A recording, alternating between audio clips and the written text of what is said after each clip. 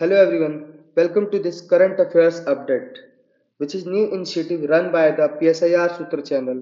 और आज की करंट अफेयर्स के साथ हम लोग हाजिर हैं। इस वीडियोस को अपडेट डेली बेसिस पर पाने के लिए आपको PSIR सूत्र चैनल को सब्सक्राइब करना पड़ेगा एंड टेलीग्राम चैनल को सब्सक्राइब करना पड़ेगा, फॉलो करना पड़ेगा, जिससे कि आपको वहां पे पीपीटीज मिल पाए। सो नाउ अब स्टार्ट करते हैं हमारा करंट अफेयर्स आज का पहला। पहला करंट अफेयर्स है, परिपूर्ण मेडिक्लेम आयुष बीमा has been launched for which category of beneficiaries. यानी परिपूर्ण मेडिक्लेम आयुष बीमा जो है वो किस कैटेगरी के लिए लॉन्च हुआ है। आयुष्मान भारत बेनिफिशियरीज के लिए, जिनके पास आयुष्मान भारत कार्ड है, ठीक है, या ESIC इंश्योर्ड वर्कर्स के लिए, ये भी हम डिस्कस करेंगे आगे। That means organized sector. ठीक है, अब बात आती है ऑर्गेनाइज सेक्टर क्या होता है। ऑर्गेनाइज सेक्टर होती है जो बड़ी बड़ी कंपनियां होती हैं, जो रजिस्टर्ड कंपनी होती है। क्या होती हैं? रजिस्टर्ड कंपनियां होती हैं, और वहां पे जो लोग वर्कर्स काम करते हैं तो उनको ऑर्गेनाइज सेक्टर में काम करना कहा जाता है। ठीक है, तो उनके लिए डिफरेंट PF कटता है, प्रोविडेंट फंड कटता है, ठीक है, वीक हॉलीडेज मिलते हैं, है ना। ये एक मिनिमम क्राइटेरिया होता है कि आपको अपने वर्कर्स को ये सारी चीजें देनी पड़ेगी। तो उन लोग के लिए गवर्नमेंट की तरफ से और उस कंपनी के थ्रू प्लस खुद जिन जो वर्कर है उनके द्वारा इसमें क्या है, एक तरीके से पैसे लगाए जाते हैं जिससे कि उनको हॉस्पिटल्स के बेनिफिट्स मिल सके, है ना, क्योंकि बहुत सारी बीमारियां होती हैं जिनको लेकर। तो दैट इज ये ऑर्गेनाइज सेक्टर्स के लिए है। CGHS बेनिफिशियरी का मतलब होगा कि सेंट्रल गवर्नमेंट हेल्थ स्कीम, यानी जो सेंट्रल गवर्नमेंट में जॉब कर रहे हैं, जितने लोग जो सेंट्रल गवर्नमेंट में जॉब कर रहे हैं, और ऐसा नहीं कि सिर्फ जॉब कर रहे हैं, दैट इज लाइक PM भी हो सकते हैं, प्रेसिडेंट भी हो सकते हैं, सभी उनको इसके थ्रू बेनिफिशियरी मिलेगा। जब PMJAY कार्ड होल्डर, वही प्रधानमंत्री जन आयुष योजना के तहत, ठीक है। तो दैट मीन्स ये चार आपके क्या है, ऑप्शंस है। इनमें से किन के लिए परिपूर्ण मेडिक्लेम आयुष बीमा लॉन्च किया गया है? तो इसका आंसर है आपका CGHS, central government health scheme के जो बेनिफिशरीज है उनके लिए ये लॉन्च किया गया है। दैट इज आंसर C है आपका। ओके, ये लॉन्च कब किया गया है? 2026 में। किसने लॉन्च किया है? यूनियन फाइनेंस मिनिस्ट्री ने लॉन्च किया है। किसने लॉन्च किया है? यूनियन फाइनेंस मिनिस्ट्री ने लॉन्च किया। और ये किसके लिए? एक्सक्लूसिवली, मतलब सिर्फ इनके लिए ही है, सेंट्रल गवर्नमेंट हेल्थ स्कीम्स की जो बेनिफिशरीज हैं, ठीक है, उनके लिए ये अवेलेबल है। दैट मीन्स कि जो लोग सेंट्रल गवर्नमेंट में जॉब कर रहे हैं वो सारे लोगों के लिए है। ठीक, the scheme supplement existing CGS medical benefit and does not replace them. अच्छा, जो CGHS, जो गवर्नमेंट की तरफ से एक CGHS मेडिकल बेनिफिट्स दिए जाते हैं, सेंट्रल गवर्नमेंट में जो जॉब कर रहे हैं, जो लीडर्स हैं, जो जो सांसद हैं, ठीक है, आपके, ठीक, PM हो गए, राष्ट्रपति हो गए, मतलब सभी जो इंक्लूडेड हो गए सेंट्रल गवर्नमेंट के अंदर, ठीक है, उनको ये मेडिकल बेनिफिट्स मिलता है। तो उसके साथ साथ ये मिलेगा परिपूर्ण मेडिक्लेम आयुष बीमा। बीमा मतलब कराने का मिलेगा, ठीक है। और इसका जो मैक्सिमम इंश्योरेंस आप कितने का कर सकते हो? 20 लाख का बेनिफिशियरी चूज कर सकते हैं, 10 लाख से लेकर 20 लाख तक, मतलब 10 लाख से शुरू और 20 लाख तक का उनको बीमा मिल सकता है। ठीक है, सिंपल सी बात है। बीमा ये प्रोवाइड कौन करा रहा है? तो public sector insurer new India assurance. जो जो न्यू, जैसे LIC होती है ना, वैसे ही एक न्यू इंडिया एश्योरेंस कंपनी है, ठीक है। और ये क्या है? पब्लिक सेक्टर कंपनी है, ठीक है, मतलब गवर्नमेंट के द्वारा रन किया जाता है। ये इंश्योर करेगा, मतलब ये बीमा जो है प्रोवाइड कराएगा उन लोगों को, CGHS की जो स्कीम्स पार्क है उनके लिए, ठीक है। और इसके साथ साथ यूनियन फाइनेंस मिनिस्ट्री ने एक कंपोजिट सैलरी अकाउंट पैकेज भी इंट्रोड्यूस किया है, और ये इंप्लीमेंट किसके द्वारा किया जा रहा है? डिपार्टमेंट ऑफ फाइनेंशियल सर्विस के द्वारा, ठीक है ना। तो ये सिंपल सा केस था।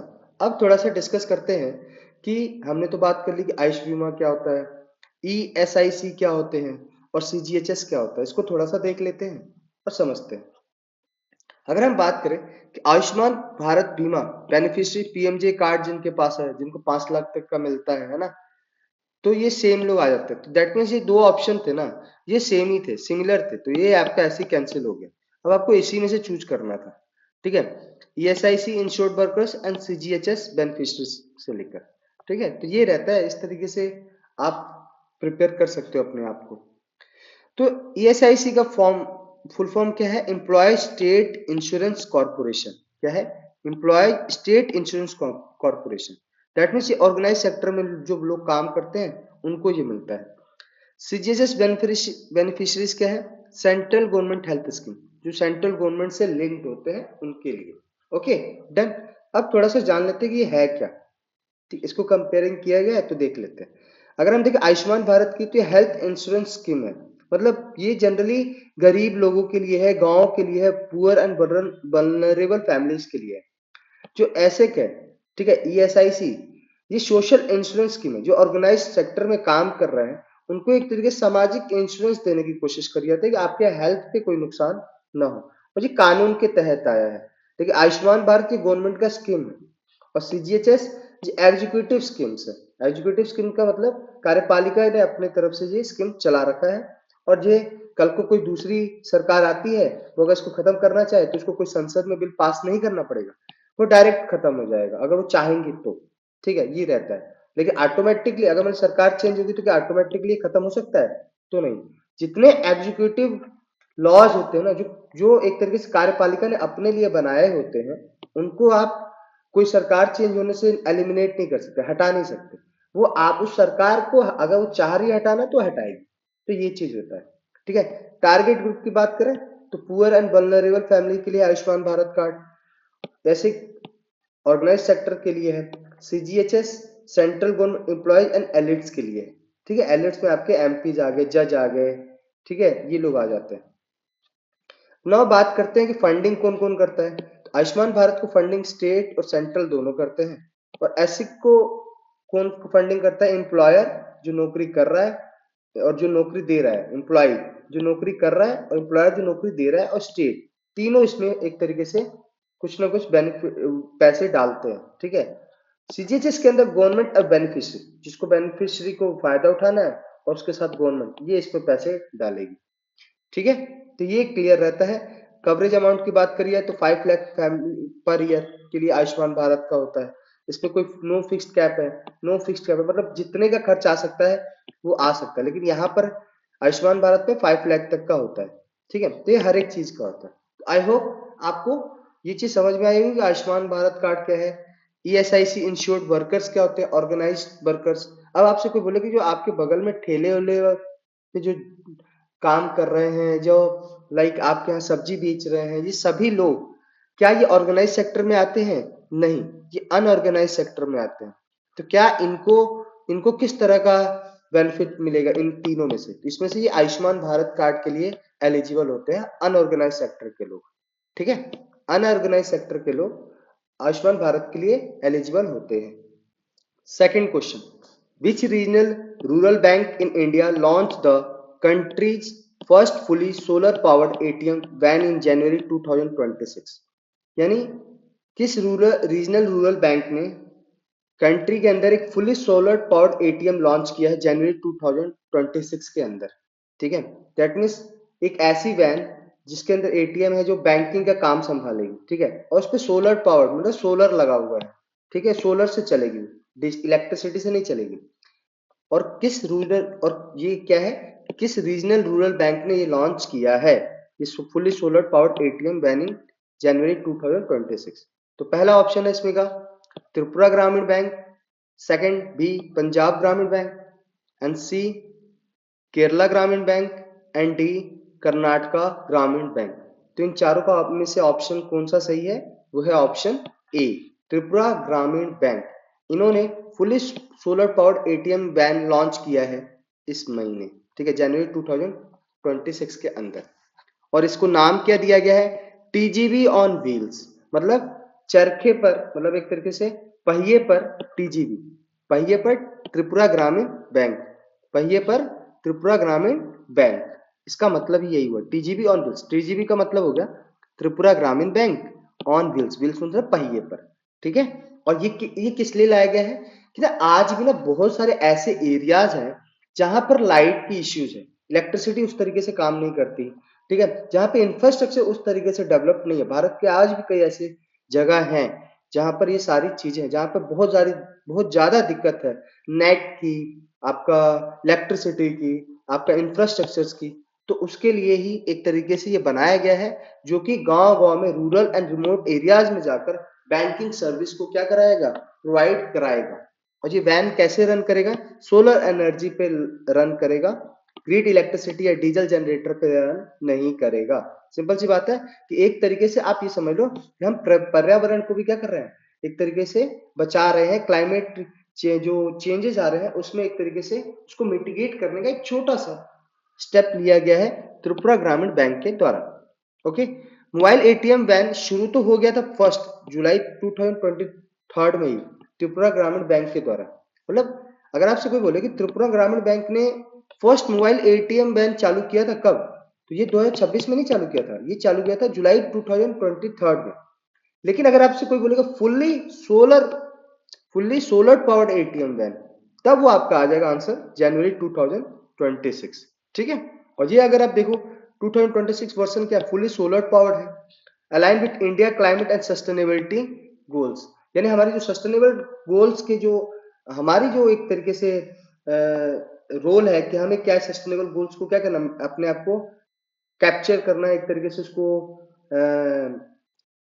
सही उसको एक तरीके से पा लेना है। ठीक है, सस्टेनेबिलिटी गोल्स को अचीव कर लेना है, क्या कर लेना है, अचीव कर लेना है। ठीक है, और इंडिया के क्लाइमेट को भी क्या करना है, कंट्रोल करना है, क्योंकि ग्लोबल वार्मिंग तो हर जगह पर है, क्लाइमेट चेंजेस तो हर जगह ही हो रहे हैं।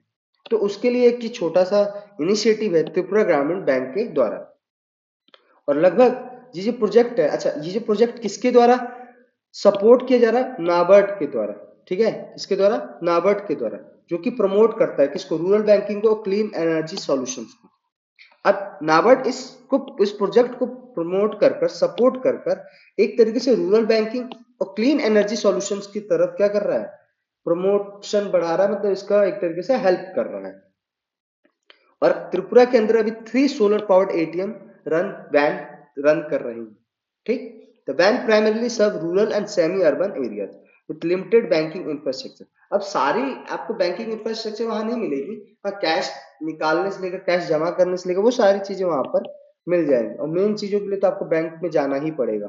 ठीक है, लाइक चेक के लिए तो बैंक में जाना ही पड़ेगा आपको, बड़ा अमाउंट है तो बेसिकली बैंक आपको rural and urban semi urban areas के लिए क्या है, एक तरीके से इनिशिएटिव है, जिससे कि वहां के लोगों के लिए थोड़ा सा बैंकिंग जो एसेसिबिलिटी है वो आसानी से वो एसेस कर पाए। ठीक है, दैट इज। अब आते हैं, ये तो हमने देखा कि यहाँ पे नाबार्ड वर्ड यूज किया गया है, सस्टेनेबिलिटी गोल्स शब्द यूज किया गया है, इसको थोड़ा समझते हैं। नाबार्ड है क्या, नाबार्ड एक ऐसी Indian apex development financial institution है। यहाँ पे देखो डेवलपमेंट फाइनेंशियल इंस्टीट्यूशन है, जो agriculture, rural development and allied sectors को क्या करती है, मतलब प्रमोट करती है। ठीक, दैट इज, कहने का मतलब यह है कि ना रूरल एरियाज में ना जो बैंक्स थे ना पहले पैसे नहीं देते थे, मतलब लाइक जो किसान होते उनको पैसे नहीं मिलते थे, तो उसके लिए ये नाबार्ड उस सिचुएशन में बनाया गया था, जिसका काम क्या होता है, play crucial role in strengthening India rural economy. जो भारत की रूरल इकोनॉमी, गांव की इकोनॉमी है, गांव की अर्थव्यवस्था है, उसको एक तरीके से क्या करता है, स्ट्रेंथ करता है, मजबूती देता है। कैसे, क्रेडिट देकर, पैसे देकर, किसानों को पॉलिसी सपोर्ट कर कर और इंस्टीट्यूशनल डेवलपमेंट कर कर, लाइक वहां पे बैंक के खोलकर। ठीक है, अगर ये अभी किसको सपोर्ट करता है इस पर हम डिस्कस करेंगे। ये स्टेब्लिश कब हुआ था, 12 जुलाई 1982 में, यानी 12 जुलाई 1982 में। और किसके बेस्ड पर था, किसके रिकमेंडेशन पे था, शिवारमन कमेटी के रिकमेंडेशन पे था। हेडक्वार्टर कहाँ है, मुंबई पे है। ऑन कौन करता है, गवर्नमेंट ऑफ इंडिया, फुल्ली 100%। अब आते हैं कि नाबार्ड को खोलने का कारण क्या था, ऑब्जेक्टिव क्या था। नाबार्ड को खोलने का कारण था आपका सस्टेनेबल रूरल डेवलपमेंट। क्या, सस्टेनेबल रूरल डेवलपमेंट, मतलब दैट मीन्स रूरल जो गांव का जो विकास हो वो सस्टेन हो पाए, मतलब एक तरीके से सस्टेनेबल का मतलब ना सिंपल सी भाषा में समझ जाओ, यहाँ पे भी सस्टेनेबल शब्द यूज हो गया, इसका मतलब आप प्रॉपर यूज करो, मतलब किसी भी चीज का आप सही से इस्तेमाल करो, और साथ में उसको ऐसा नहीं कि नुकसान करो उसका, क्योंकि और आप अच्छे से इस्तेमाल करो, ऐसे सामने वाले को यानी आने वाले फ्यूचर को उस तरीके से प्रोवाइड करो कि जिससे फ्यूचर के जो जनरेशन है वो भी इसका फायदा उठा पाए। ठीक है, तो ये सस्टेनेबल है। सस्टेनेबल मतलब आप एक्सेस में कोई चीज यूज नहीं कर रहे हो। ठीक है ना, दैट इज। और ये इंस्टीट्यूशनल क्रेडिट देता है किसको, एग्रीकल्चर्स को, एमएसएमई को, कॉटेज एंड विलेज इंडस्ट्रीज को, ये प्रोवाइड कराता है। कैसे, cooperative banks and regional rural bank को स्ट्रेंथ कर, ठीक है ना। मतलब एक तरीके से आप समझ लो कि रूरल एरियाज को जमींदारों से, चाहे जो बड़े बड़े ठेकेदार होते जिनसे लोग पैसे लेकर 60% इंटरेस्ट दे रहे होते थे, उनसे बचने, उनसे छुटकारा दिलाने के लिए जनरली ये क्या है, नाबार्ड काम करता है, ठीक है। क्रेडिट फाइनेंस की बात करिए तो ये cooperative banks, regional rural banks, जो आपके यहाँ पहले देखा होगा पूर्वांचल बैंक्स होते हैं, ठीक है, आपके डिफरेंट और भी बैंक्स होते हैं, जो बंधन बैंक्स हो गए, ये सारे इन्हीं के लिए काम करते हैं, ठीक है।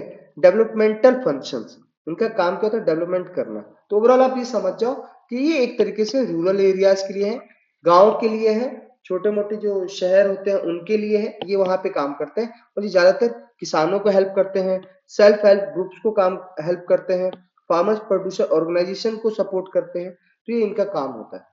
Done, that is. नाउ अब सस्टेनेबिलिटी गोल्स को देखते हैं, बार बार सस्टेनेबिलिटी गोल्स आ रहा है, क्या है ये। देखो सस्टेनेबिलिटी गोल्स एसडीजीएस, ये आपका 17 ग्लोबल गोल्स है, और ये किसको अचीव करता है, ये इन्वायरमेंटल प्रोटेक्शन को अचीव करता है, इकोनॉमिक डेवलपमेंट को अचीव करता है, एंड सोशल जस्टिस को अचीव करता है। मतलब इन्वायरमेंट को हमें प्रोटेक्ट करना है, और जो अर्थव्यवस्था है उसको भी ग्रोथ करानी, डेवलप करानी है। डेवलपमेंटल और ग्रोथ में डिफरेंस होता है।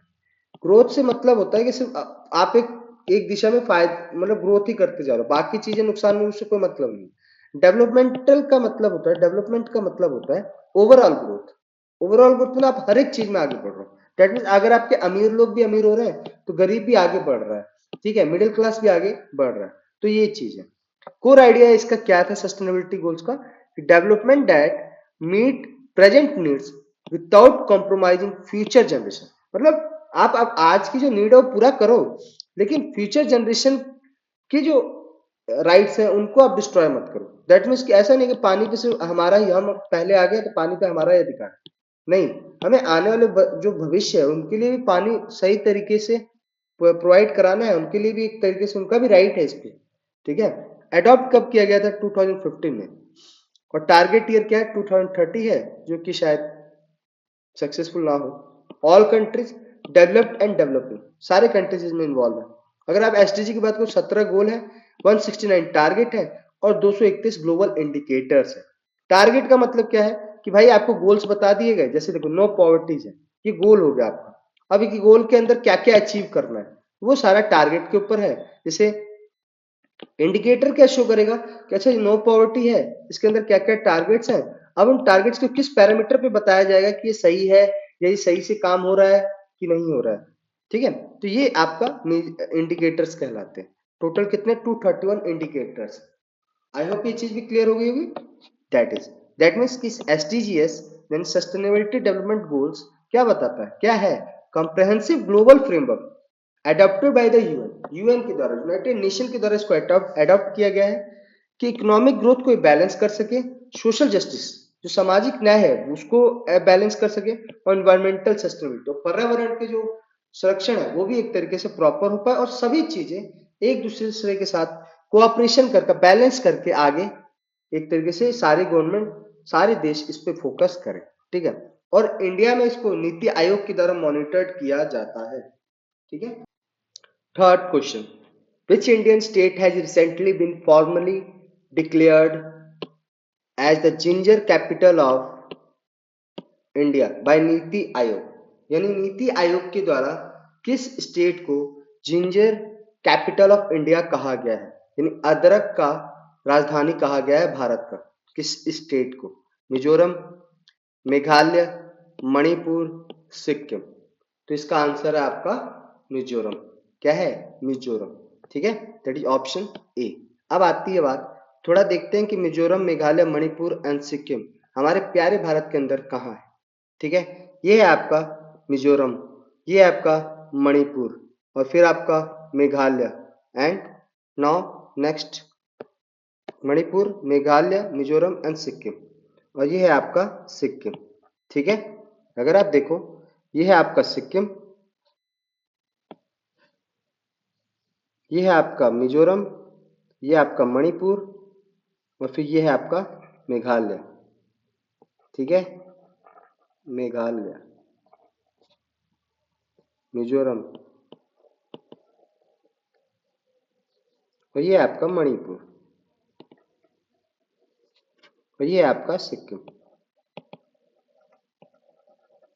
ठीक है, हमारा प्यारा भारत और हमारे प्यारे राज्य। तो अब इन राज्यों में देखो आपकी किसके बारे में बात करी गई, मिजोरम के बारे में। किसके बारे में बात करी गई, मिजोरम। दैट मीन्स मिजोरम आपका कहाँ है, ये है आपका मिजोरम। मिजोरम की कैपिटल क्या है, ऐजवाल है। क्या है, कैपिटल ऐजवाल। ठीक, क्लियर। सुनो अब आते हैं कि भाई जिंजर कैपिटल ऑफ इंडिया घोषित किया नीति आयोग ने मिजोरम को किस बेसिस पर, तो थोड़ा वो देखते हैं। देखो, Mizoram has been formally declared as ginger capital of India by NITI Aayog. That means ये ऐजवाल से जो कैपिटल है, राजधानी है, वहां से 21 किलोमीटर दूर है। कहां पर 21 किलोमीटर दूर, क्या दूर है, Sairang horticulture centre. Sairang horticulture centre, जहां पर जिंजर प्रोसेसिंग यूनिट को लगाया गया, इनॉग्रेट किया गया। और किसके द्वारा किया गया, मिजोरम के चीफ मिनिस्टर लल्डू होमा के द्वारा। किसके द्वारा, लल्डू होमा के द्वारा।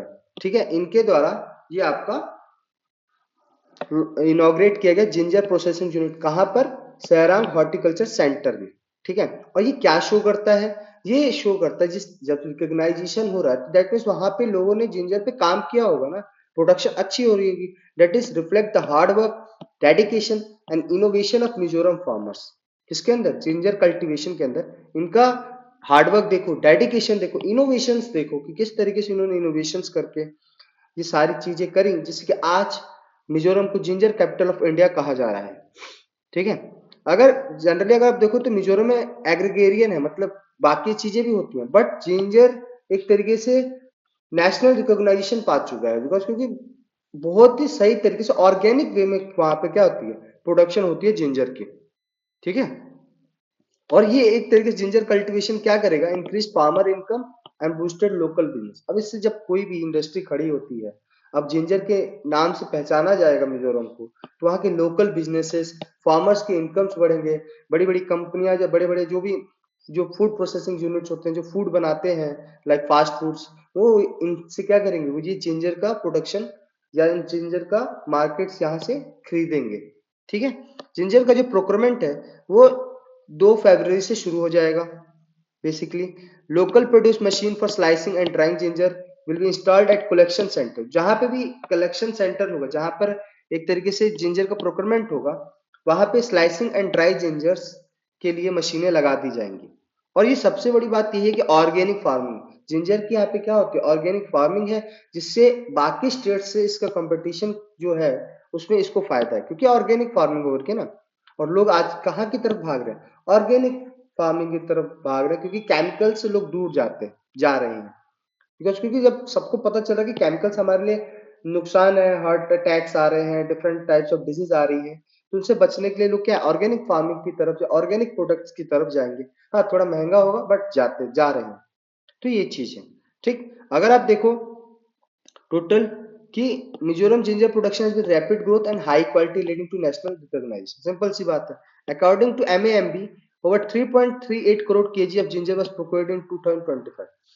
2025 में 3.38 करोड़ केजी जिंजर का क्या हुआ था, प्रोक्योर किया गया था वहां की सरकार के द्वारा। ठीक है, सपोर्ट प्राइस जो है आप मिला कितना था, 137.72 crore has been fully disbursed to farmers. मतलब पूरी तरीके से फार्मर को पिछले साल का सारा पैसा दिया जा चुका है। तो ये एक तरीके की, अगर आप किसी स्टेट को किसी चीज से जानोगे ना, तो लोग वहां पे टूरिस्ट भी बढ़ते हैं। ठीक है, तो ये था। और अब थोड़ा सा इसको डिस्कस करते हैं कि नीति आयोग। तो ये नीति आयोग है क्या, इसको देखते हैं। नीति आयोग एक इंडियन की टॉप पॉलिसी थिंक टैंक है, जो कि स्ट्रेटेजी बनाती है, टेक्निकल एंड डायरेक्शनल इनपुट देती है गवर्नमेंट को।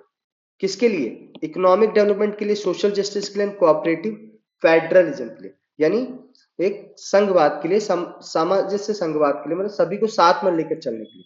और इस नीति आयोग ने किसको रिप्लेस किया है, प्लानिंग कमीशन को। तो फिर नीति आयोग बना कब, 1 जनवरी 2015 को बना। चेयरपर्सन कौन है, प्राइम मिनिस्टर है। हेडक्वार्टर कहाँ है नीति आयोग का, तो न्यू दिल्ली में है। बनाने का कारण ही क्या था कि why was NITI Aayog created, centralise planning. Planning क्या हो, सेंट्रलाइज हो, मतलब एक जगह सेंट्रलाइज हो, जहाँ पे सारे मिनिस्टर्स, सारे सीएम, सारे आपके यूनियन टेरिटरी के आपके एडमिनिस्ट्रेटर हो गए, सीएम हो गए और प्राइम मिनिस्टर, ये सभी लोग उस मीटिंग में बैठे और देश को किस तरीके से रन करना है वो सारी चीजों पे एक तरीके से डिस्कशन।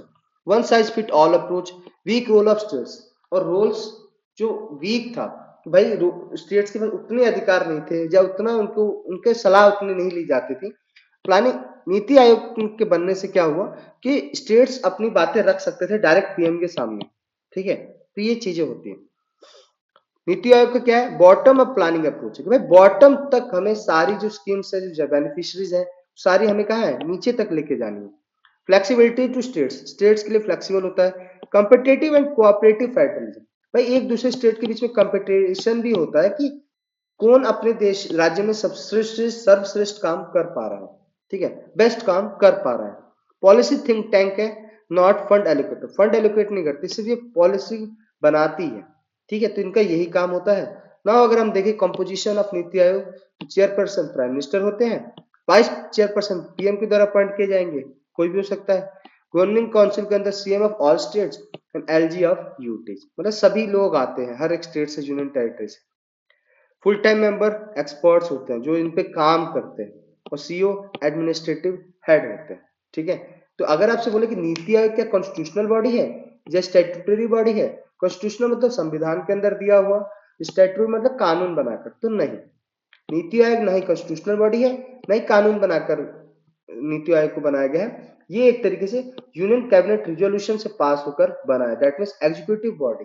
क्या है, एग्जीक्यूटिव बॉडी। एग्जीक्यूटिव बॉडी का मतलब कार्यपालिका बॉडी है, जो कि कार्यपालिका का मतलब हो गया कि गवर्नमेंट के अंडर में काम करती है, और ये कभी डिस्ट्रॉय तब तक नहीं हो सकती जब तक मान लो कल को गवर्नमेंट आई, कोई दूसरी गवर्नमेंट आई दूसरी पार्टी की, तो क्या वो इस एग्जीक्यूटिव बॉडी को डिस्ट्रॉय कर सकती है? तो हाँ कर सकती है, लेकिन क्या जैसे ऑटोमेटिक अगर इलेक्शन हुआ उसको ऑटोमेटिकली क्या डिस्ट्रॉय हो जाएगी, मतलब एक डिस्ट्रॉय का मतलब एक तरीके से समाप्त हो जाएगी या एबोलिश कर दी जाएगी? नहीं, ऐसा कुछ नहीं है कि जब तक सामने वाली गवर्नमेंट चाहेगी नहीं तब तक इसको एबोलिश नहीं कर सकती, ठीक है। क्लियर, ये चीज है। Now next question, which Indian politician and actor was recently inducted in the ancient Japanese martial art of Kenjutsu? यानी कौन सा ऐसा इंडियन पॉलिटिशियन और एक्टर है जिसने जापानीज मार्शल एक्ट ऑफ केंजित्सु को मतलब एक तरीके से इंडक्ट किया है या उनको वहां पे एक तरीके से लिया गया है? चंद्रशेखर राव, पवन कल्याण, कमल हासन, रजनीकांत। तो इसका ऑप्शन है, मतलब इसका आंसर है पवन कल्याण। कौन? पवन कल्याण। ये एक तरीके से केंजित्सु को सीख रहे हैं, मार्शल आर्ट को सीख रहे हैं। आंध्र प्रदेश के क्या है, ये डिप्टी चीफ मिनिस्टर है पवन कल्याण, और ये पहले ऐसे भारतीय हैं जो ये इस तरह की चीजें जापान के बाहर सीख पा रहे हैं, मतलब दैट मीन्स है। और केंजित्सु किसको फोकस करता है? डिसिप्लिन पर, प्रेसिजन पर, मेंटल बैलेंस पर और एथिकल कंडक्ट पर फेस करता है, ठीक है। और इवन अगर देखो केंजित्सु के अंदर नॉन जापानीज प्रैक्टिशनर, मतलब कोई बाहरी अगर जापान के अलावा कोई सीखना चाहे तो बड़ा ही रेयर रहा है। Okay, so that's it. तो ये आपका बेसिकली चीजें हैं। Pawan Kalyan trained in kendo and budo philosophy under hanshi professor, और पवन कल्याण बहुत सारी चीज पहले भी की है, कैंडो एंड बूडो फिलोसफी को भी समझा है, पढ़ा है, उसको ट्रेन किया खुद को, और किसके अंडर में? हंसी प्रोफेसर डॉक्टर सिद्दीक महमूदी के अंडर में। तो बेसिकली बस यही चीजें हैं। अगर आप देखो, samurai martial art like kenjutsu, kendo and budo focus on discipline, honour, mastery of mind and body, that's it. इतना ही है, इससे ज्यादा कुछ नहीं है इसमें। बेसिकली आपको यही जानना है केंजित्सु के अंदर कोई इंडियन पॉलिटिशियन या एक्टर कौन था, तो पवन कल्याण है, दैट्स इट। और क्या सिखाता है? Discipline, precision, mental balance and ethical conduct, ठीक है। तो now next question, where will the 9th international spice conference ISC 2006 will be held? Delhi, Mumbai, Chennai, Kochi, यानी इन चारों में से कहां पर? तो इसका आंसर है कोची। क्या है? कोची। कहां पर? कोची में है आपका इंटरनेशनल स्पाइस कॉन्फ्रेंस, मतलब नोवा अंतरराष्ट्रीय मसाले का मीटिंग हो रही है, कॉन्फ्रेंस हो रही है, मसाले की जो ग्रुप संगठन है उसकी मीटिंग चल रही है, ठीक है। और ये कब से कब कोची इसको होस्ट करने वाला है? फरवरी 23 to 26, 23 से 26 तारीख तक। अब देखो एक चीज देखो, यहां पर आपने करंट अफेयर पढ़ लिया, फिर जब 23 से 26 आएगा ना, तो वहां पे भी आप नोटिस करोगे कि ये करंट अफेयर आएगा, दैट मींस रिवीजन भी होता है। करंट अफेयर्स की एक सबसे अच्छी खास बात है कि रिवीजन भी होता है। आईएससी 2026 को ऑर्गेनाइज किसके द्वारा किया जा रहा है? All India spices exporter forum के द्वारा किया जा रहा है, ठीक है। और इस कॉन्फ्रेंस से क्या आएगा? Brings together policy maker, exporter, researcher, startups and global industry leaders, जो इस पे काम कर रहा है आपके स्पाइस के ऊपर, मसाले के ऊपर, है ना। जो एक्सपोर्टर्स है, पॉलिसी मेकर्स हैं कि किस तरीके से और बढ़िया काम की पॉलिसी बनाई जा सकती है, एक्सपोर्टर्स, रिसर्चर, स्टार्टअप जो इस पे स्टार्टअप करना चाहते हैं, वो सारे यहाँ पे मीटिंग में बैठेंगे और डिस्कस करेंगे। किस पे डिस्कस करेंगे? ग्लोबल स्पाइस इंडस्ट्री चैलेंजेस के ऊपर, including market volatility, climate change and evolving consumer preference के ऊपर, ठीक है। और इसका थीम क्या रहने वाला है आईएससी का? वो है आपका स्पाइस 360 गेटिंग फ्यूचर रेडी। ये आपका आईएससी 2026 का थीम है, जो कि फरवरी 23 से 26 तक एक तरीके से ऑर्गेनाइज होने वाला है। और कौन होस्ट करेगा? कोची, केरला होस्ट करेगा। Amitabh Kant, farmer G20 Sherpa, deliver करेंगे की note address on transforming the agro industry के ऊपर। और मार्टिन सोनटैग, CEO ऑफ ओटेरा, ये गेस्ट ऑफ ऑनर है, जो कि स्पीकिंग करेंगे इस पे फूड एंड न्यूट्रिशन इनोवेशन के ऊपर, ठीक है। तो ये चीज है। Next question, which village body in Rajasthan has the become the states first fully organic village? यानी राजस्थान का वो कौन सा गांव है जो फुली ऑर्गेनिक विलेज बन चुका है? That is Pushkar panchayat, Sanganer panchayat, Bamanwas Kankar panchayat, Chittorgarh panchayat. इन चारों में से कौन सा ऑप्शन सही है? तो वो ऑप्शन है आपका सी, बामनवास कांकर पंचायत। बामनवास कांकर पंचायत राजस्थान का फर्स्ट फुली ऑर्गेनिक विलेज बन चुका है। दैट मीन्स जो पंचायत कवर 7 हेमलेट्स का मतलब कि ऑर्गेनिक विलेज बनने के लिए, ऑर्गेनिक फार्मिंग करने के लिए 7 स्टेप्स होते हैं। उन सारे स्टेपों में ऑर्गेनिक पैटर्न को अपनाया है। जैसे अब ये सातों हैं, जैसे सॉइल मैनेजमेंट, इसके अंदर भी ऑर्गेनिक तरीके से ही काम किया गया है। सीड सिलेक्शन एंड ट्रीटमेंट, बीज चयन एवं बीज उपचार, इसके अंदर भी। मैन्योर एंड कंपोस्ट, जैविक खाद एंड कंपोस्ट, इसके अंदर भी। यानी सारी जो स्टेप्स है ना, क्रॉप रोटेशन डाइवर्सिटी के अंदर, पेस्ट एंड डिसीज मैनेजमेंट के अंदर, फीड मैनेजमेंट के अंदर, वेस्ट मैनेजमेंट एंड कंजर्वेशन के अंदर कोई भी केमिकल का इस्तेमाल नहीं किया जा रहा है, ठीक है। तो ये 7 जो हेमलेट्स है, यही हेमलेट कहे जाते हैं। ऑर्गेनिक फार्मिंग के 7 होते हैं। कितने होते हैं? 7 होते हैं। क्लियर? इन सभी में ऑर्गेनिक प्रैक्टिसेस को अपनाया जा रहा है बामनवास कांकर पंचायत के द्वारा। इस वजह से इसको ऑर्गेनिक विलेज बॉडी कहा गया है, ठीक है। दैट मीन्स इन्होंने कंप्लीटली स्टॉप कर दिया chemical fertilizer, synthetic pesticide, GM inputs, ठीक है। ये पूरे एक तरीके से इसको स्टॉप कर दिया है। नाउ ये किस पर? अब नेचुरल मैन्योर के ऊपर, कंपोस्ट के ऊपर, क्रॉप रोटेशन के ऊपर, बायोलॉजिकल पेस्ट कंट्रोल के ऊपर, ये सारी चीजों पर रिलाई कर गया है। यानी पूरी तरीके से जैविक खेती, जैविक जो खाद्य तरीके हैं उसको अपनाया गया है। क्लियर? That is. अब अगर आप बात करो ऑर्गेनिक फार्मिंग क्या करता है? मेंटेन करता है सॉइल फर्टिलिटी को, मैनेज करता है पेस्ट नेचुरली को, प्रमोट इकोलॉजिकल बैलेंस, और इकोलॉजिकल बैलेंस को भी प्रमोट करता है। दैट मीन्स वहां पे जो कीड़े होते हैं जो सॉइल्स के लिए बड़े अच्छे होते हैं, वो भी केमिकल्स की वजह से क्या हो जाता है? डिस्ट्रॉय हो जाते हैं। और इनका ये फायदा है कि नहीं, ये एक तरीके से इकोलॉजिकल बैलेंस बनाकर चलते हैं, ठीक है। और रेड्यूस केमिकल फर्टिलाइजर यूज जो होगा, वो ऑर्गेनिक फार्मिंग क्या करेगा? हेल्प करेगा क्लाइमेट चेंज में। हेल्प करेगा क्या? मिटिगेट क्लाइमेट चेंज, मतलब क्लाइमेट चेंज को रोकने में, मतलब एक तरीके से कम करने में हेल्प करेगा अगर हम ऑर्गेनिक फार्मिंग का यूज करते हैं और केमिकल फर्टिलाइजर का यूज रेड्यूस करते हैं, ठीक है। तो ये चीज है ना। Organic practice reduce soil, water and air pollution, ensure cleaner ecosystem. That means जब ऑर्गेनिक प्रैक्टिस करी जाएगी तो जो पॉल्यूशन होगा वो नहीं होगा, चाहे वो सॉइल का, वाटर का, एयर का, है ना। अब वाटर का कैसे होगा? खेत में खाद डाल दिए गए केमिकल्स और उसके बाद उसमें पानी चला दिया जाता है, तो वो पानी बाहर की तरफ बहेगा ना। हो सकता है किसी वाटर बॉडी के अंदर, किसी नदी में, नाले में, वहां पे जाएगा, तो वहां का जो इकोसिस्टम उसको भी डिस्ट्रॉय करेगा, वो पानी को भी पूरा क्या कर देगा? पॉल्यूट कर देगा। तो ये चीजें होती है। और ऑर्गेनिक फार्मिंग से क्या इंप्रूव होता है? सॉइल, मिट्टी का एरेशन, वाटर होल्डिंग कैपेसिटी बढ़ती है, पानी को रोकने की क्षमता मिट्टी की बढ़ती है, reducing Eros and crop failure risk, इससे भी बचता है आदमी, ठीक है। तो अगर आपसे कोई कहे ये तो हो गया कि बामनवास कांकर पंचायत एक गांव राजस्थान का बन गया है ऑर्गेनिक विलेज, तो अगर आपसे कोई बोले कि स्टेट कौन सा है, तो सिक्किम। वो स्टेट कौन सा है? सिक्किम। और सिक्किम कहाँ पर था? हमने डिस्कस किया था ना सिक्किम। लाओ फिर से देखते हैं। ये है आपका सिक्किम, ये है आपका सिक्किम। सिक्किम की राजधानी क्या है? गैंगटॉक। क्या है? गैंगटॉक। देख लो फिर से, ये है आपका सिक्किम। ओके, भूटान और आपका नेपाल से बॉर्डर इसका टच करता है। क्लियर? तो ये चीज सिक्किम के बारे में, यानी सिक्किम एक ऐसा राज्य है जहां पर आपका क्या है? फुली ऑर्गेनिक स्टेट बन चुका है। Serve as successful model for sustainable agriculture. Clear? That is. So now next question, under which scheme did the Jal Shakti Ministry recently inaugurate new aquatic biodiversity conservation initiative in Dehradun? यानी किस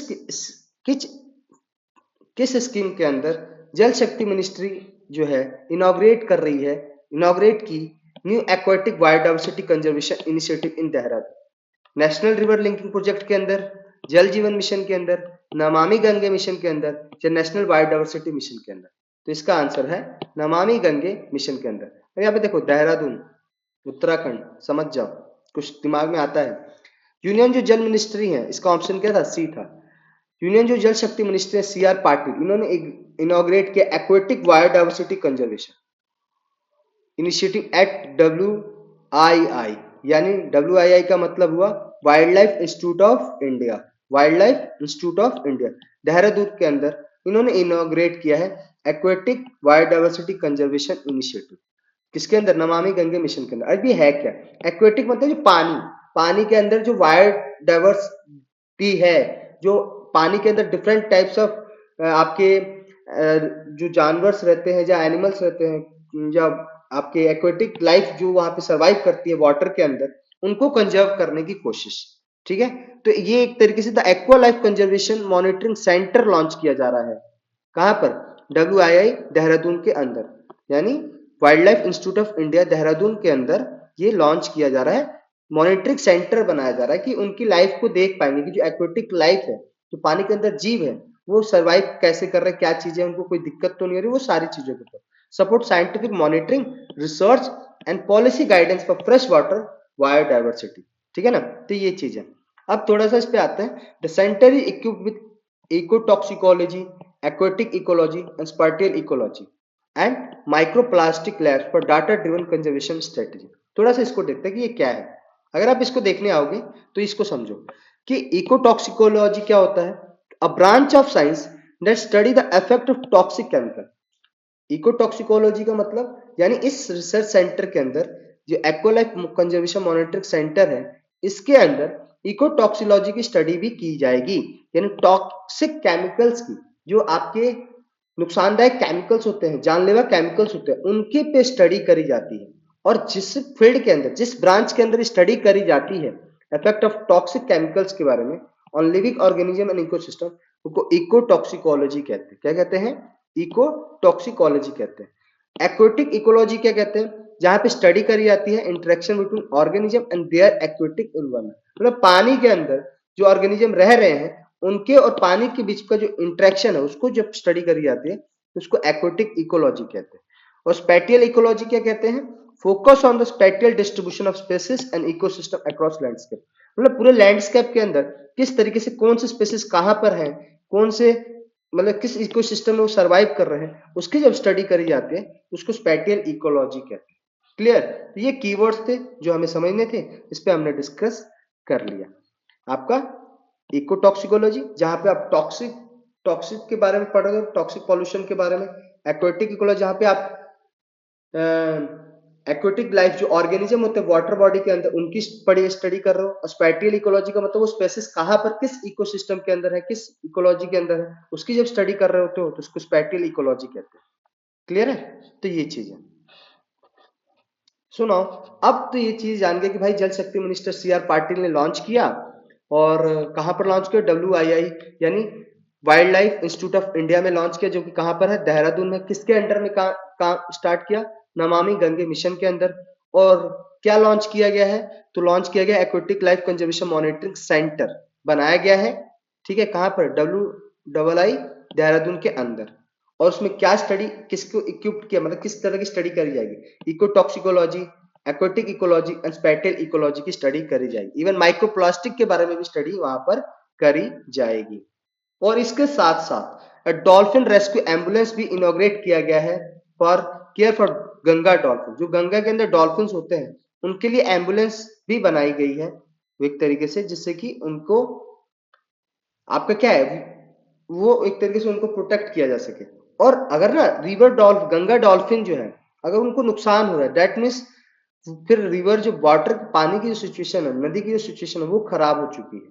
ठीक है, तो अगर वो सही से survive कर रहे हैं तो एक तरीके से सेंसिटिव इंडिकेटर है रिवर हेल्थ के लिए। देखो वो सही से सर्वाइव कर रहे हैं मतलब पानी सही है, गंगा जी का पानी सही है, अगर नहीं तो फिर नहीं। WII 2-year master program in freshwater ecology and conservation trains students for river restoration and biodiversity protection।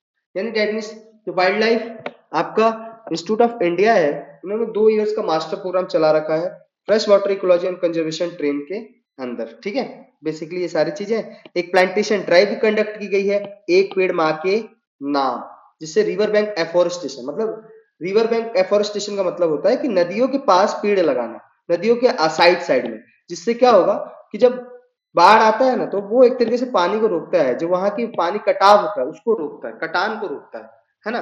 तो ये एक तरीके से कैंपेन, ये भी प्लांटेशन कैंपेन चला।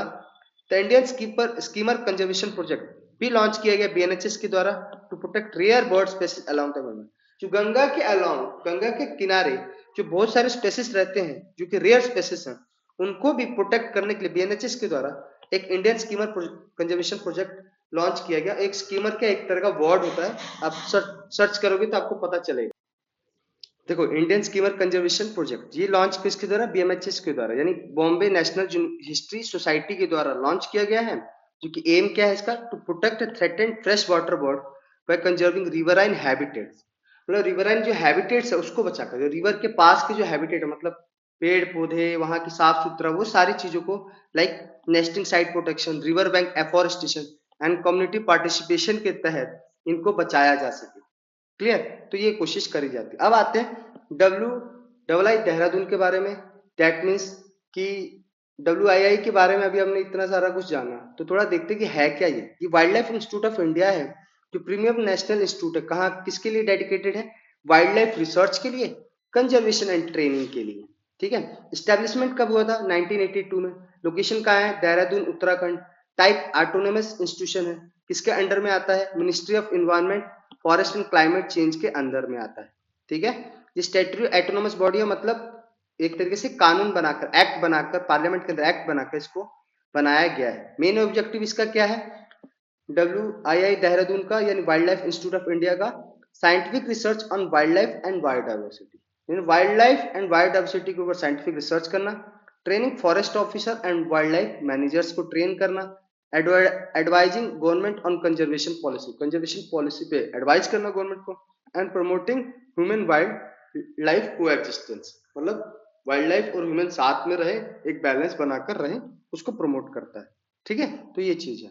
तो फ्रेश वाटर, इस पे भी हमने डिस्कस कर लिया कि फ्रेश वाटर बायोडाइवर्सिटी मतलब दैट मीन्स कि भाई फ्रेश वाटर के अंदर जो इकोसिस्टम है उसको एक तरीके से सही तरीके से रन करना, सही तरीके से चलाना।